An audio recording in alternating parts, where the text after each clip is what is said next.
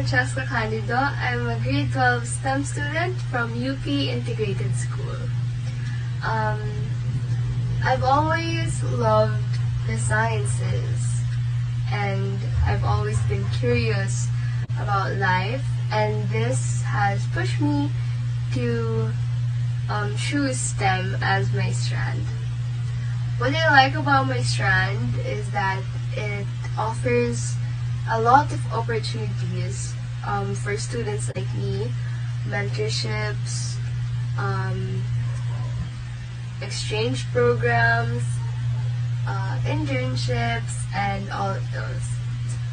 What I least like about my strand is the heavy load and the difficult subjects included. I have learned a lot in STEM, but what I consider as the most important skills that I've gained throughout this experience is probably, first of all, the discipline. Being disciplined in STEM is very important and helpful because you have a lot of schoolwork, and then it will help you prioritize which tasks to do first and to finish all of the tasks in general. I have also gained responsibility and endurance because you're really gonna struggle with all of the subjects included in STEM. But if you persevere and work hard, you will get through them. The biggest challenges I've encountered in STEM is that there are a lot of difficult subjects that I didn't get at first. It took me some time before I actually understood and appreciated the very essence of the lesson. I've also found it hard to pass everything on time because of the amount of schoolwork and the load. But what I did was I prioritized things efficiently. I organized which tasks to do first, the easy ones, so I can pass them, and the important ones. I actually do believe that STEM can help me get into the college that I want, primarily because STEM allows you to experience a lot in the sciences and the mathematics part.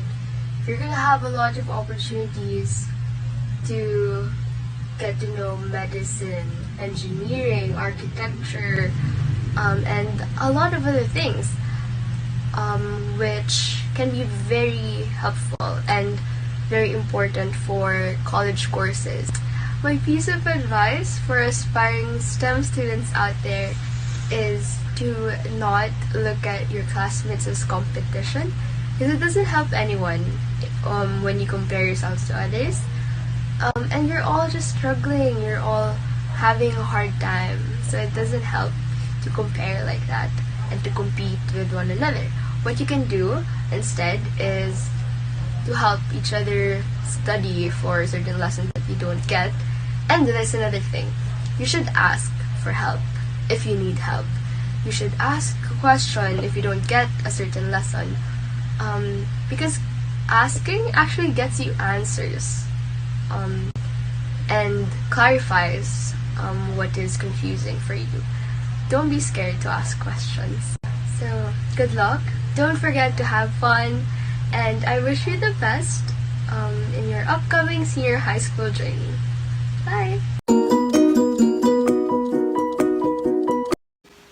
Kindly provide your name, your strand, and your current high school.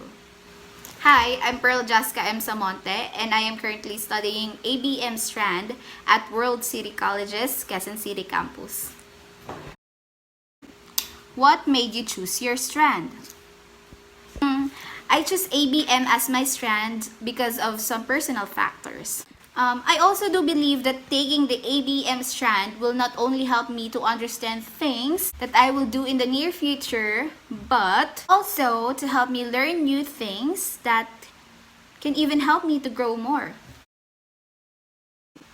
What did you like about your strand, and what did you least like about it? You know, I love my strands not just because it's easy and it sounds some fancy names. I like my strand because I'm learning a lot, and for me, that's what's important the most. What least I like about it is, aside from hard math, I can't help myself sometimes to have the time management that I need because of too much activity. What are the most important skills you've gained from your strand? These are the important skills that I gained from my strand. First thing is listen, understand, ask, and learn. Because of this pandemic, I learned how to listen carefully with the lessons for me to cope up, and next is understand it well. I gained the skills of asking and answering my classmates as well when we or I don't know what to do with the lesson or output. And lastly is to learn. I know that it is really hard because online schooling is not for everyone. So I listened and asked my teachers and classmates. I understand it after and I will learn from it. What are the biggest challenges or difficulties you've encountered in your strand? Maybe about the technologies at first before having the Wi-Fi and tablet now. I find it hard because I can't really make myself understand it because of lack of supplies and need. And lastly, if there are some kind of groupings output, the communication and cooperation of my group mates are sometimes the worst, honestly. How did you cope with these aforementioned challenges? By being patient, more socially connected with my classmates and friends, being responsible to my studies, and time management as well. By having all of this, hardness of the online class was lessened and was more comfortable. Do you believe that your strand will help you get into college that you wanted? For now, yes, because I do believe that senior high strands are considered your training ground before entering college. I'm sure and determined that I can go to college and pass my selected course, which is related to my strand right now. Do you have any tips or pieces of advice for incoming senior high school students? Yes, absolutely. So my advice is don't be afraid to step out of your comfort zone, especially it's your future that you're building to. If you think that you can do that and will help you grow more to be the best individual that you want, then pursue it. Taking challenges, winning or losing it, it doesn't mean that you're great or not. You know, it's all about the lesson that you will learn when you take the risk and do the challenge. Thank you!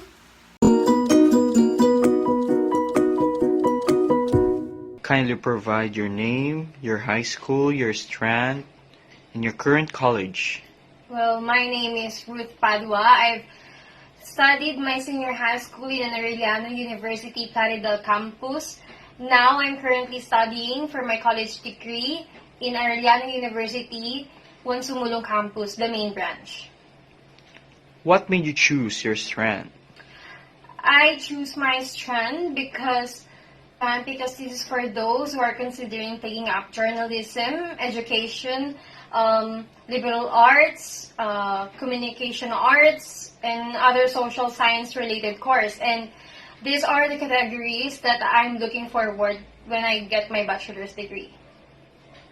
So, what did you like about your strand? And what did you least like about it? What I like about my strand is that it enhances and improve our communication skills. What is the list that I like in our strand? Not specifically about the strand itself, but the activities or programs that our school provided is the list that I like because I think it's not enough. But though I understand, because those times are the time that they're still adjusting and also collecting some resources that they can give to benefit for the students. What are the most important skills you've gained from your strand? Oh, the most important skills that I gained from my strand, which is the Yun strand, is communication skills. What are the biggest challenges or difficulties you've encountered in your strand? The biggest challenges or difficulties that I have in my strand is my self-confidence, to boost my self-confidence. How did you cope with these aforementioned challenges? I cope with this by believing to myself, believing to the skills that I have, believing to the things that I can do, and also with the support of my friends, families, classmates, and also with my instructors. Did your experience in your strand help you get into the college that you wanted? And how did your strand impact your college life? Yes, it helped me to get to the school that I wanted and also to the course that I want, since the curriculum that my strand has, which is the UMS, is connected to the curriculum that my current degree has now. Okay. Do you have any tips or piece of advice for incoming senior high school students? Well, when you choose your strand, let your mind and heart choose it, for you to be passionate about it and for you to be more confident taking it. And also, don't quit. Keep faith in yourself. Have faith in God. Keep moving forward. Keep doing your thing. You're gonna make it.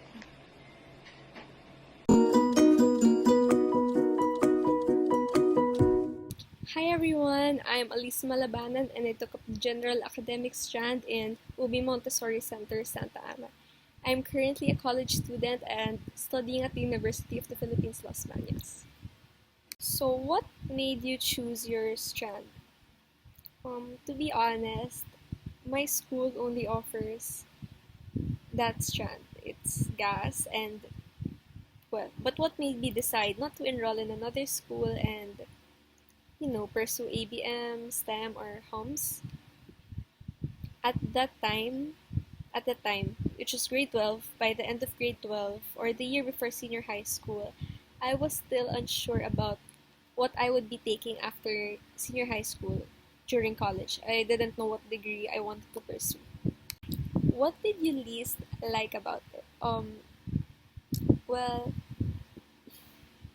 what I least liked about it was difficult. I mean, what strand is not difficult, diba? But I think that the difficulty lied in how varied the subjects were. Sometimes it got overwhelming, sometimes it got confusing because the subjects are so different from one another. Sometimes you're learning about physics, and then there's philosophy, and then there's gen- pre-calculus, and then statistics. Oh my gosh, there's so much things going on at once. I mean, I don't know how it is in other strands, but I think that we sort of that in other strands the subjects are sort of related with one another, so it doesn't get too confusing. But for me personally, it was quite overwhelming. But of course, it was very rewarding being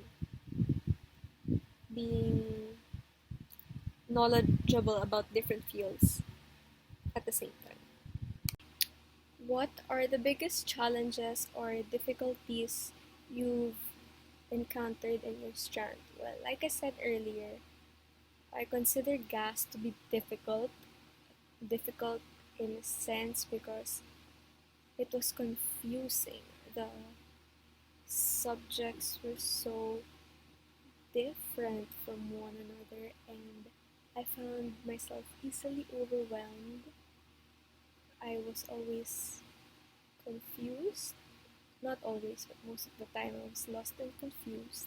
I didn't know what to focus on. I didn't know what to start with. I didn't know what I didn't know. I think I was just confused about almost everything. And yeah, eventually I experienced burnout. well, yeah, I got tired and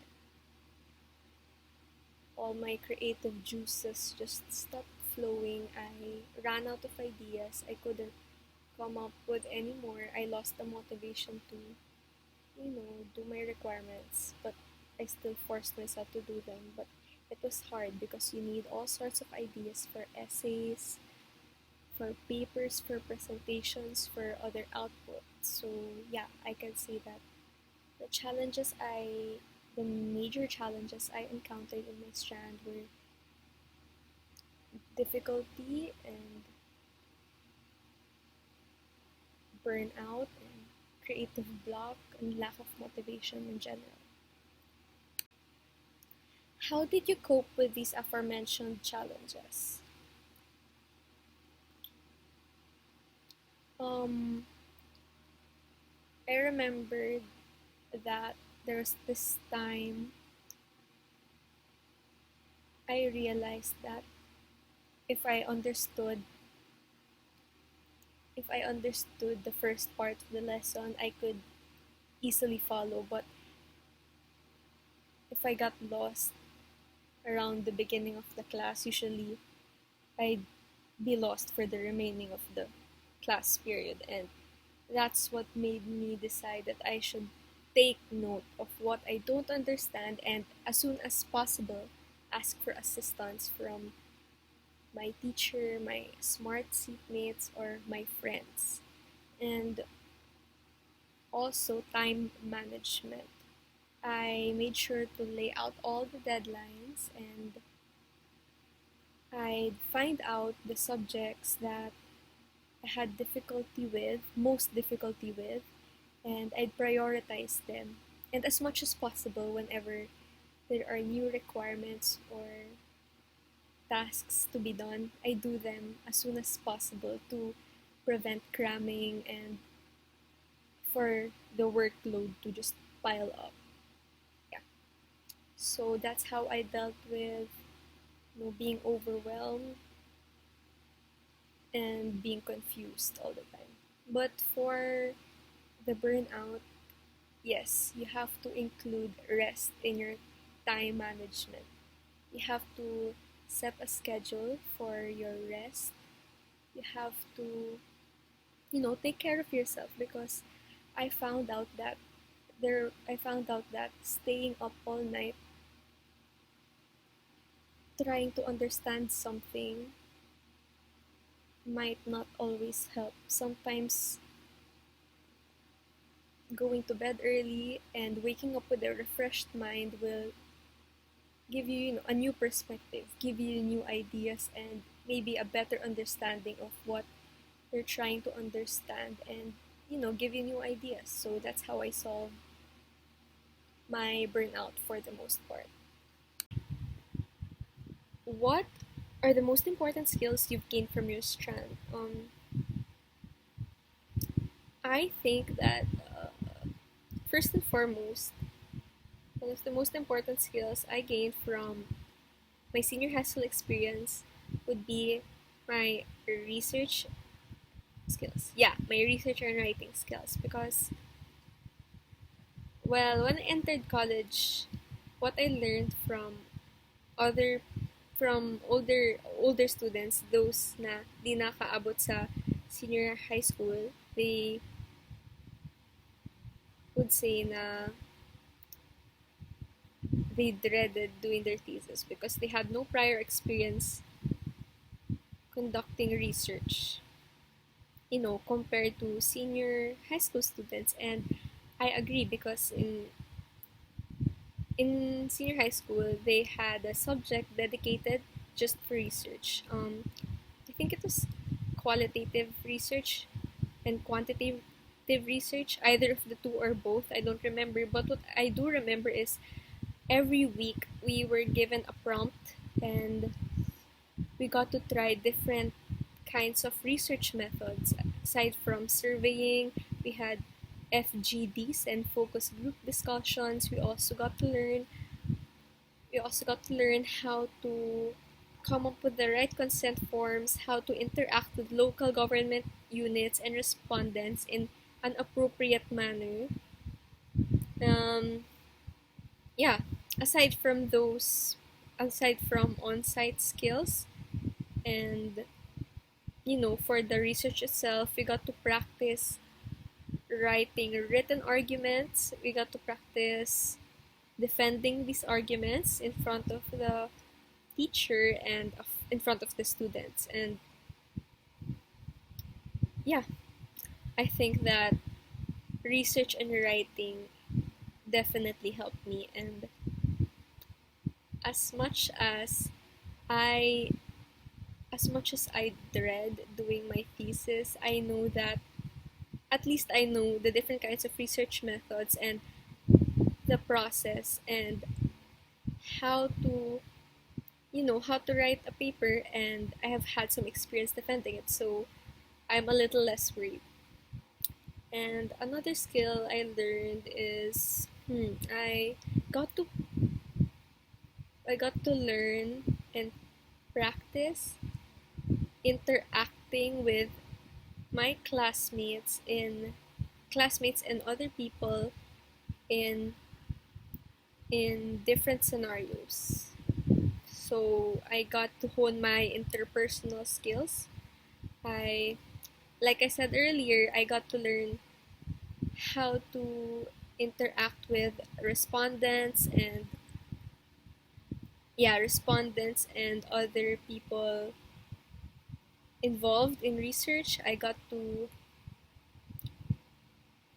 learn how to work with other people when it comes to studying studying a case and developing solutions for the problem we identified. We also got to work together in lab classes. Then we also got to work together in developing a play, developing a play based on our research. So it was a full 20-minute play with props, everything with props.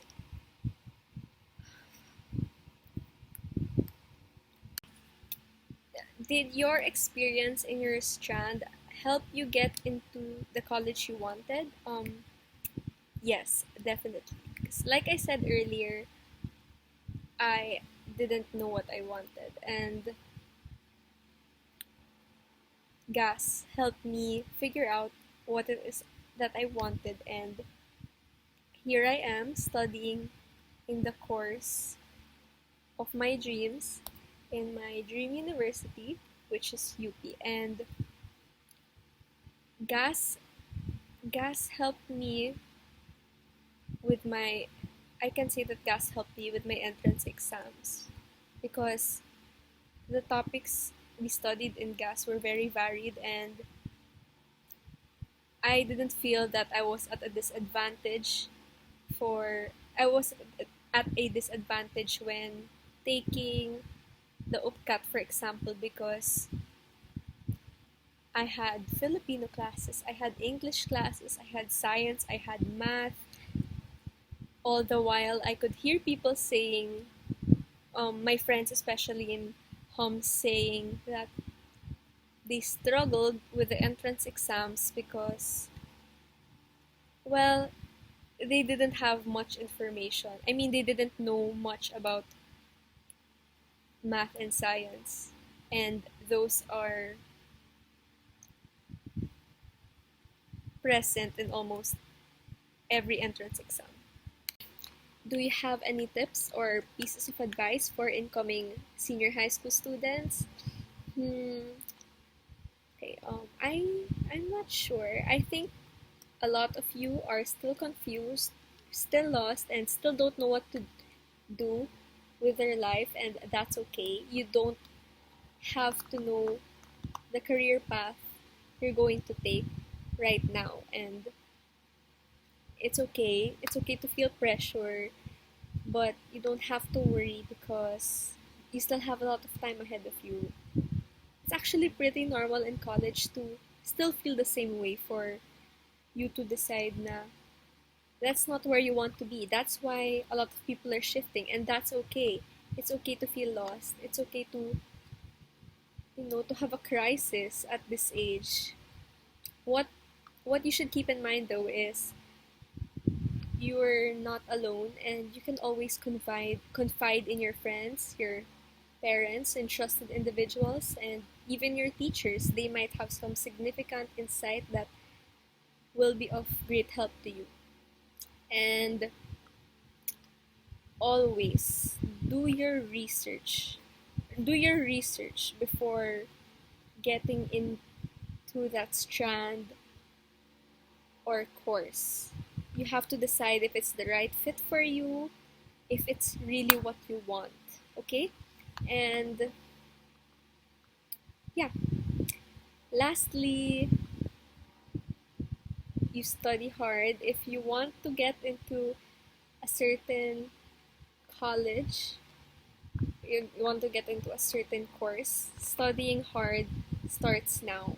Okay? It should have started long ago, but it's not too late because you still have 2 years in senior high school that will be of great help to you in college. So you have to study hard if you want to get into your dream university. And once you get into that university, take what you learned in senior high school very seriously because it will really help you. So that's all. That's all I have to say, and thank you for listening. Hi everyone, my name is Kenneth Gilasio from Polytechnic University of the Philippines or PUP Manila, taking of Information Communication and Technology or ICT under of Techno. I'll choose this strand or I'll choose this ICT or Information and Communication Technology because I want to explore myself and to improve my skills about the computer, and I want to learn something new in computer literate like computer programming, and I want to program some websites. I want to learn how to create a websites, or I want to learn how to put templates or encodes and using websites, and that's why I choose this trend.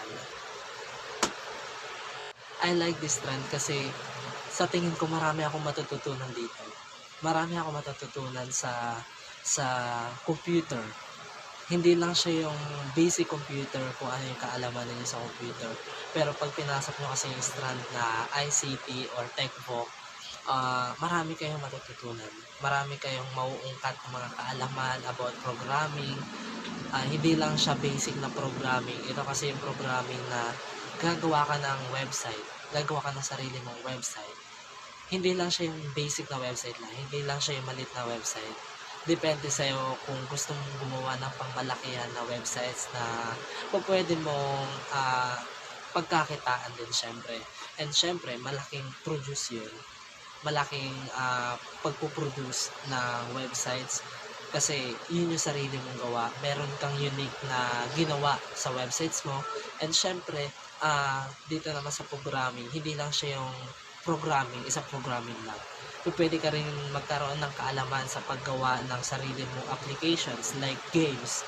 Kasi itong programming na to is malaking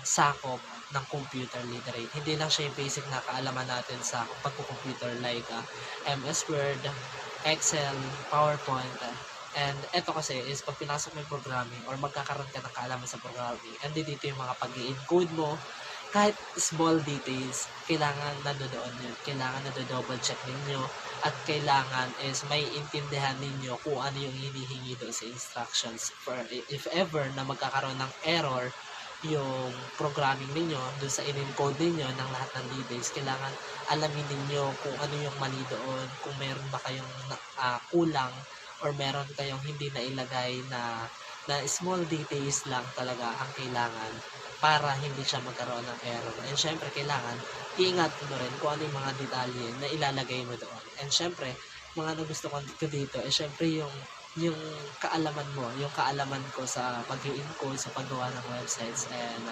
so on. And yeah, that's it. And the most important skills I gain in this strand is marami ako natutunan. yung natutunan ko mga skills is about a computer. And syempre, hindi lang siya basic na computer na kaalaman ko.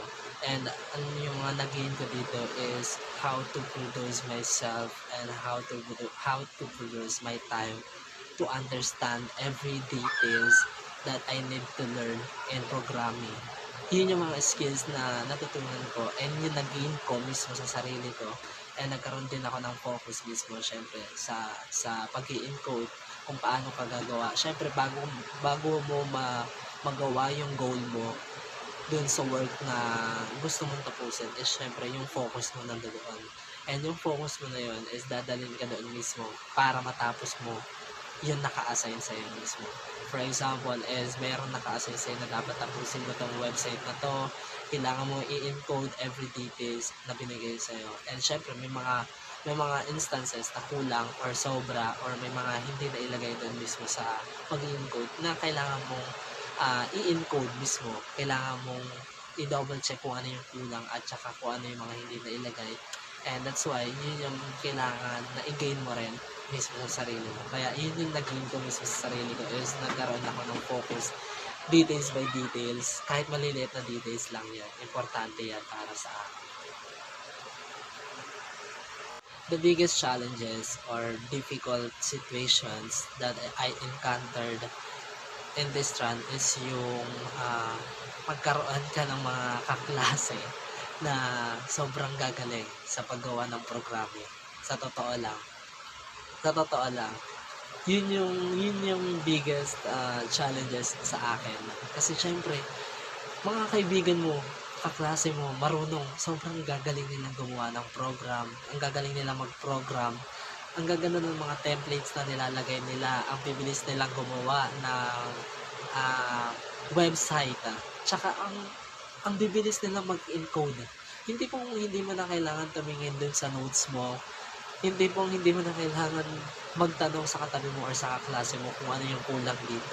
Mismo ikaw na mismo yung lalapit sa kanila. Pa-double check ako kung ano yung kulang. Baka hindi ako may nailagay kasi nag-error yung system ng programming ko.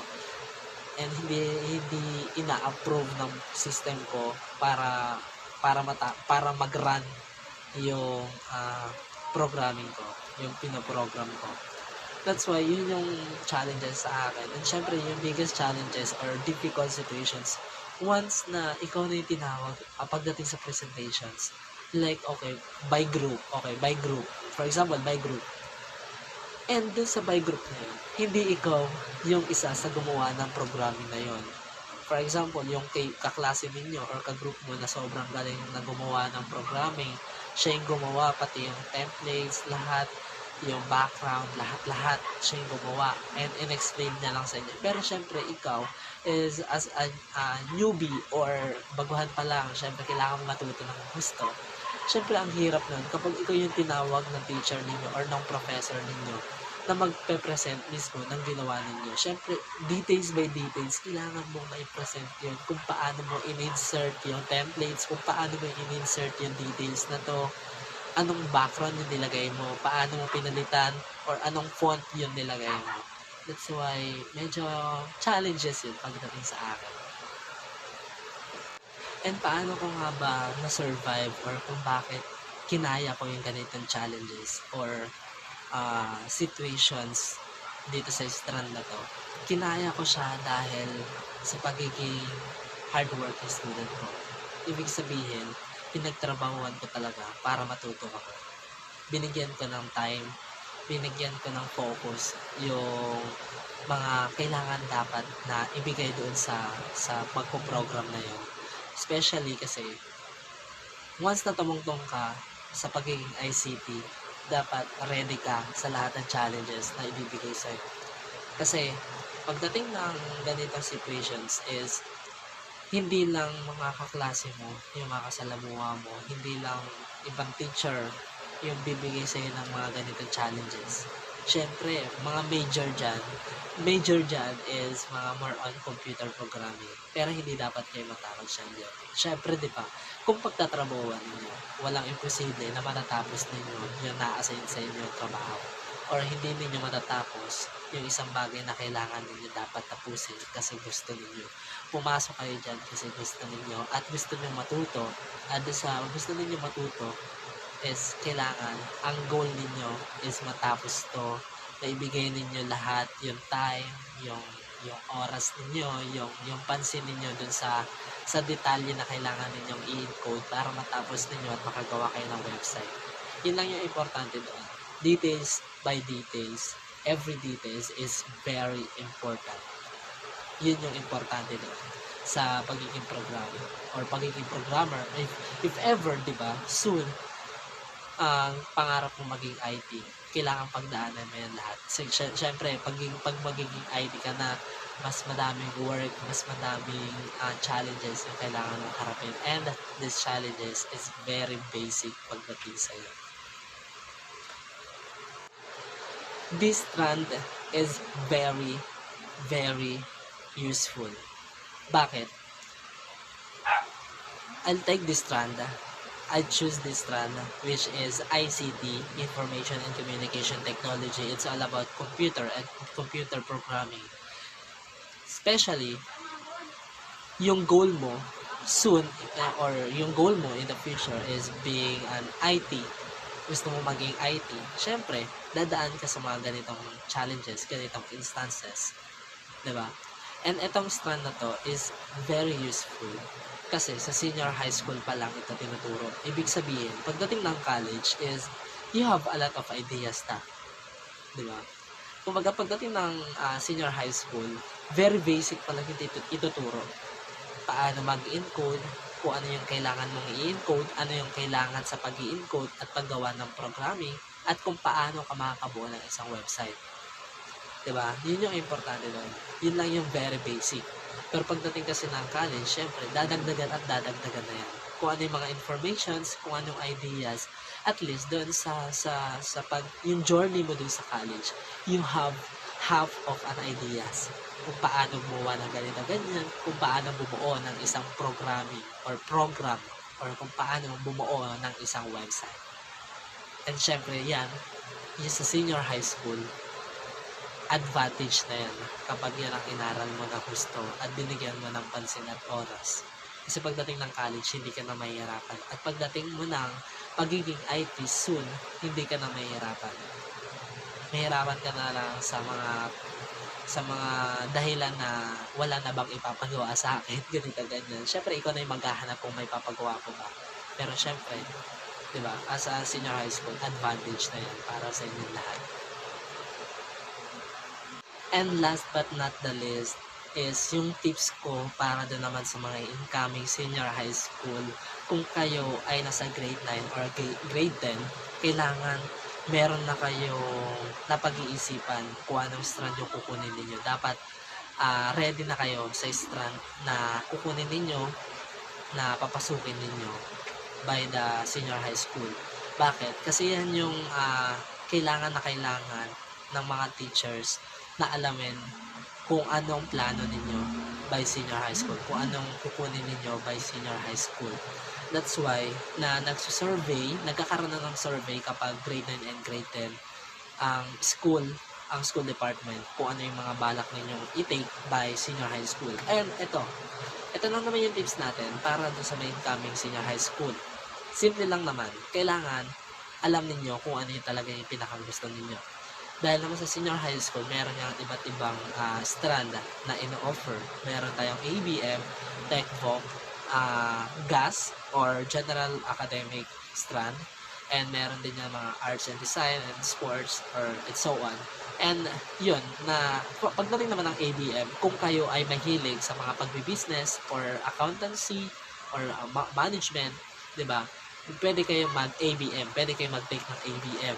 Kung kayo naman ay mahilig naman or kapag gusto ninyo magkaroon kayo ng kaalaman dahil gusto niyo maging IT soon, pwede ninyo i-take ang TechVoc, and under of TechVoc is ICT or Information and Communication Technology.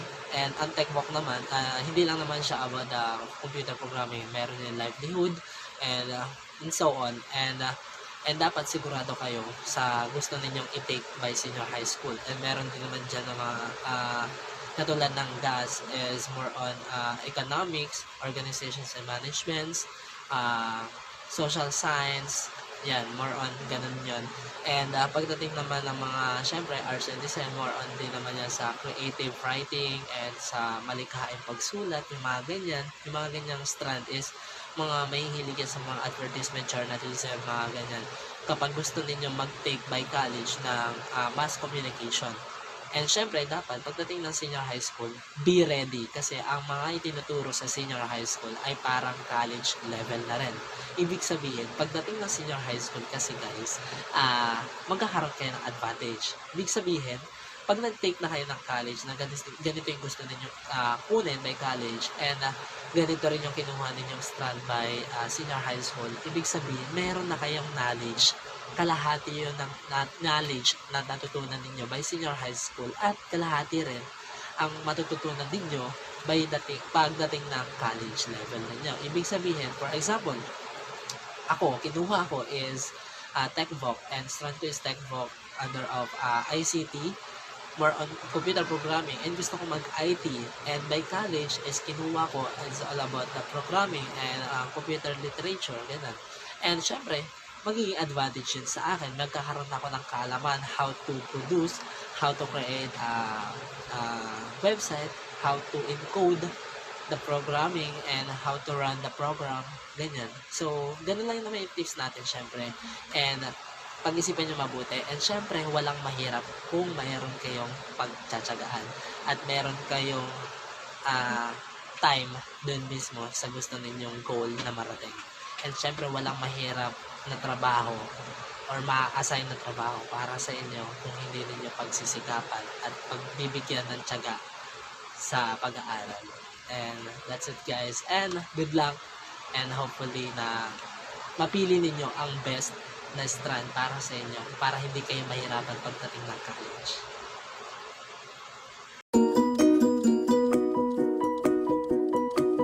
I'm Marie Josefina Castillo, and I took the STEM strand in Canosa Academy of Lipa City in Batangas.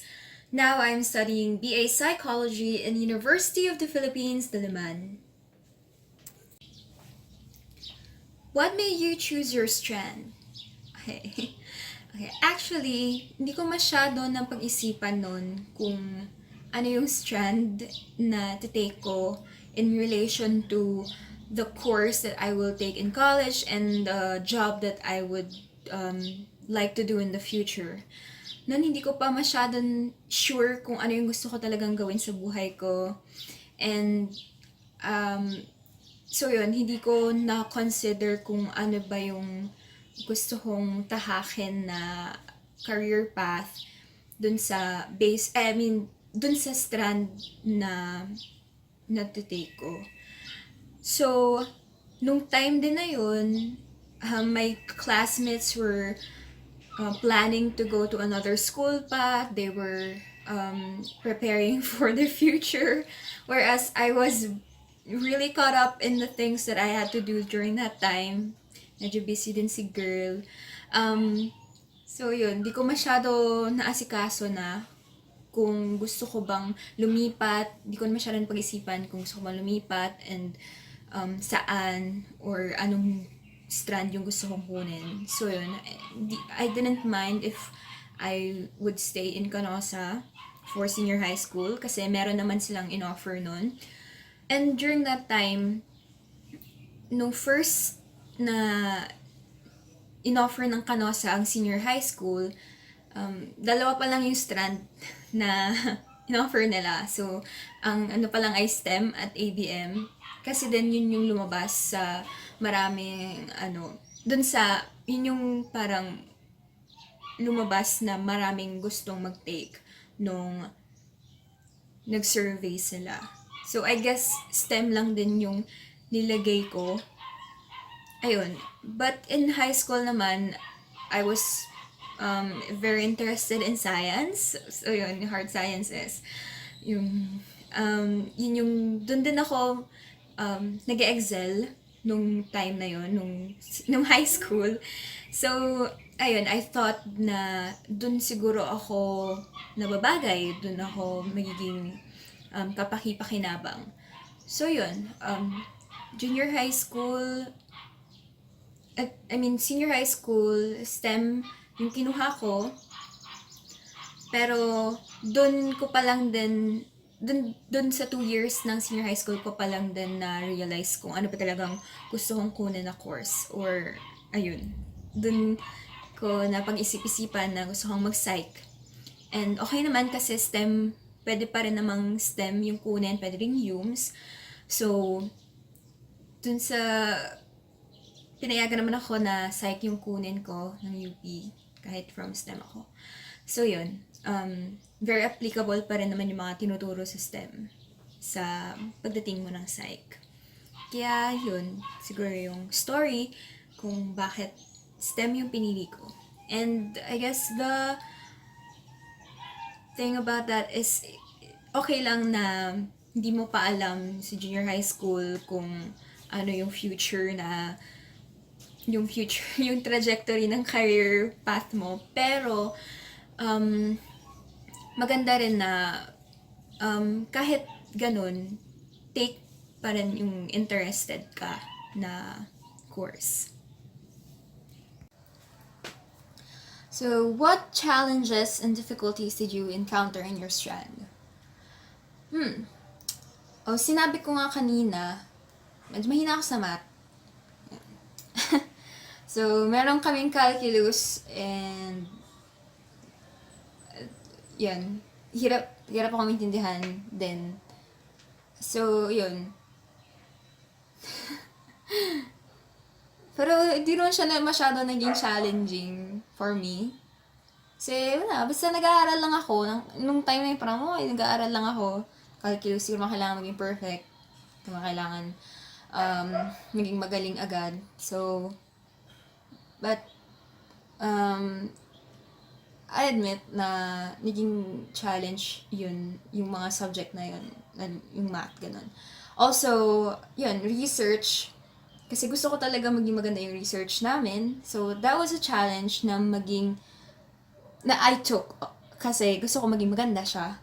Kaya, ayun, kailangan kong aralin kung paano siya gawin ng maayos. And, hindi naman lahat ng hindi ang mga ginagawa mo na para maging maganda, hindi siya madali. Yun. Kahit gusto ko siyang gawin, hindi siya naging madali. Kasi, daming binabasa, especially sa paghanap ng related lit. Really, my bane of existence. Bane of my existence, related lit.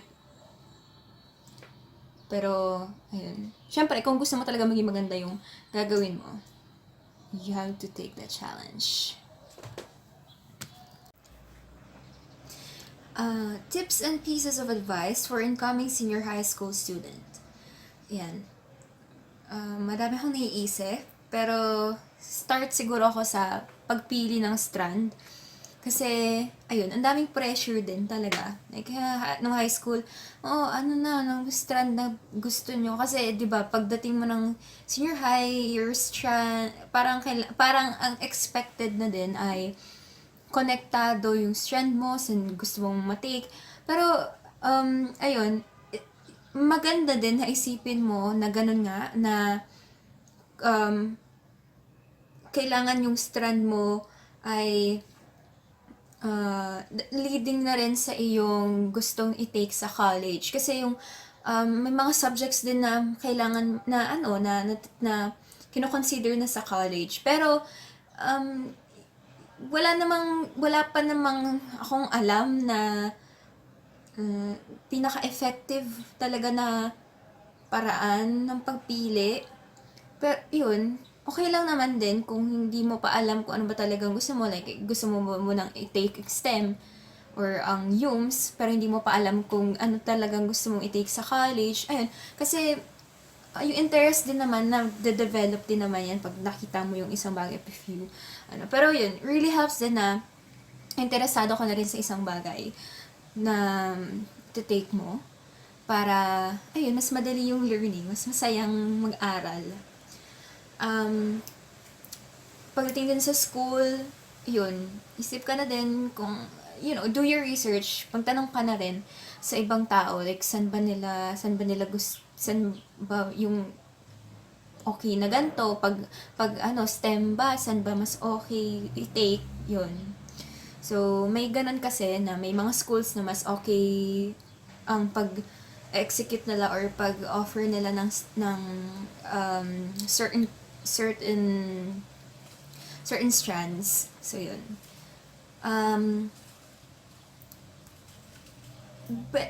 Sa senior high school naman, sa challenge pa rin naman yung paglabas mo sa comfort zone.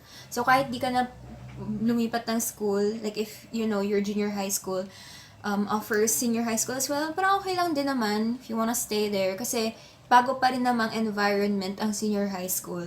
Kasi, parang college na rin yung trato sa inyo somehow.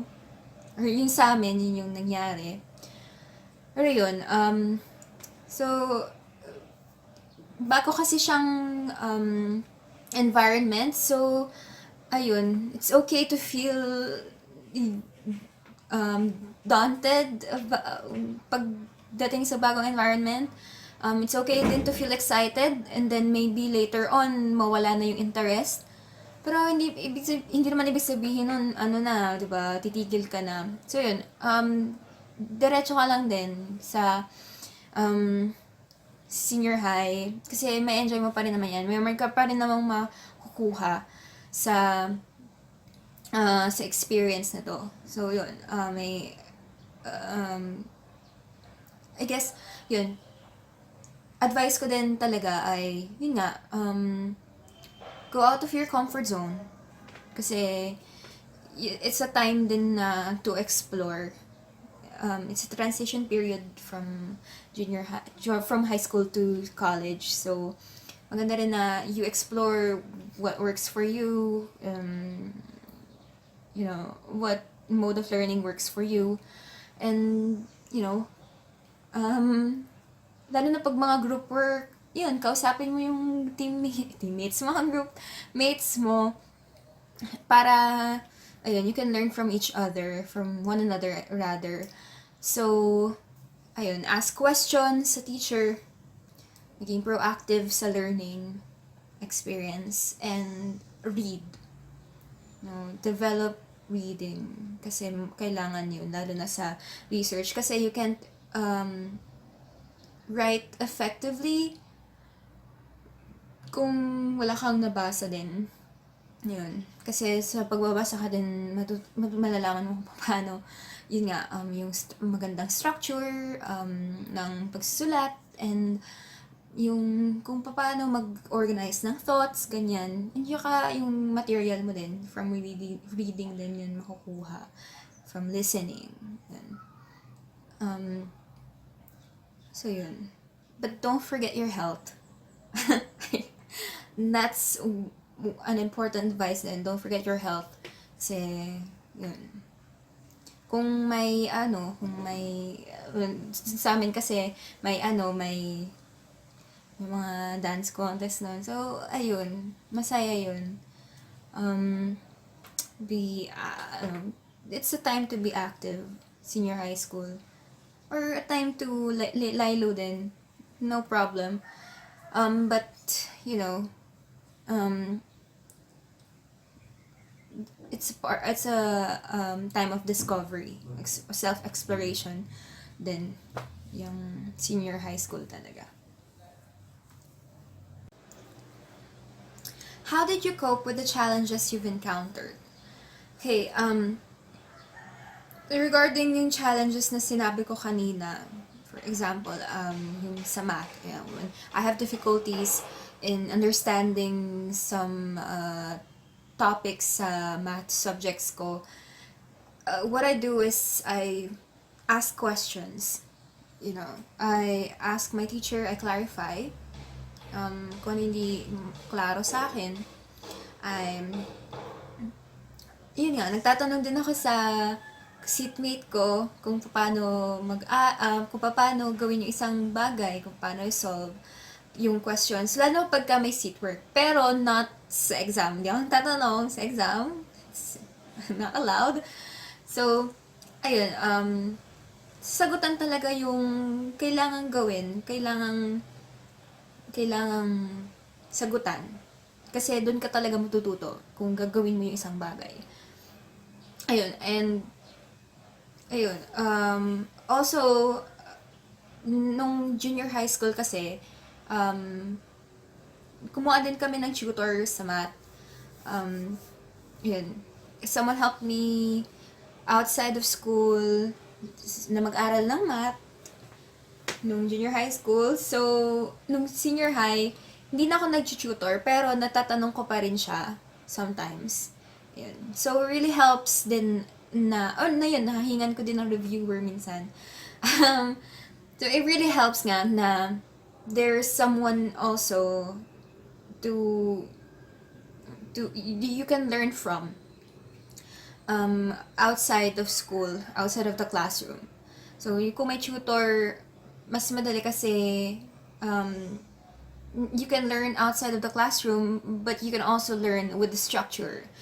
You know, parang may expert din na nag-guide sa'yo, so may guide. And then, when it comes to research, I also read the book. You know, research. Meron kaming textbook nun. So, I read that book. And then, kung may hindi klaro, I ask questions. Yun lang naman din talaga. Ask questions, do what you have to do, no? Pag pinag-isip ka ng research questions, isipin mo talaga, mag-research ka din before, you know, having your research questions. Before your research topic, research ka din para malaman mo kung ano yung hindi pa natatanong, hindi pa naaaral, and malalaman mo din kung ano yung naaral na at kung ano yung gaps sa knowledge. Yun yung isa sa mga talaga natatandaan ko, find the gap in knowledge para magkaroon ka din ng mas madali na yung magkaroon ka ng research topic. Yun, being proactive nga talaga sa learning process kasi marami namang paraan talaga ng pag-aaral. And ayun, enjoy din yung process ng lahat ng pag kunwari mag-aaral ka, you can do it with the friend, you know.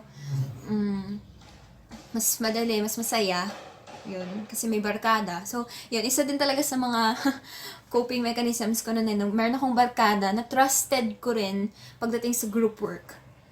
Trusted ko din, mga go-to people ko din pagdating sa group work, yun. Trusted din sa mga problems sa buhay. So yun, helps na meron kang peers na magsiset ng direction mo. Yun. You really trust na pwede ring akad, pwede ring life. So yun, parang maganda na may support system ka. At yun,